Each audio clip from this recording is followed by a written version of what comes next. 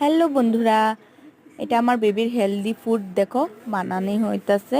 প্রথমে চাউল টাউল ধুইয়া রোদে শুকায় লইছি, এখন ভাজা হইতাছে এটারে। এখন মিক্সিতে দেব, তার জন্য ঠান্ডা করবার লিগা মানে মেল্লা থোয়া হইব কতক্ষণের লিগা। এটার মধ্যে বহুত কিছু পড়ছে, কিশমিশ, কাজু, পিস্তা বাদাম, গ্রিন মুগ ডাল, ইয়েলো মুগ ডাল, চাউল, বহুত কিছু এটার মধ্যে দেওয়া যায়। বন্ধুরা তোমরা দেখতেই পাচ্ছ, এখন মিক্সারে ঠান্ডা হয়ে গেছে। মিক্সারে দিয়ে দেওয়ার পরে এখন মিক্সার গ্রাইন্ডারে আমি এসব কিছু করতেছি না, ওর দিদনে ওর লিগা বানাইতেছে হেলদি ফুড। দেখো এখন চালনিতে দেওয়া হয়ে গেছে, এখন চালা হইব এটারে, কারণ মোটা দানাগুলো উপরে থেকে যাব আর সব গুঁড়াগুলা নিচে পড়ে যাব। মোটা দানাগুলি খাইতে পারবো না না বেবিরা, তো এটার লিগা।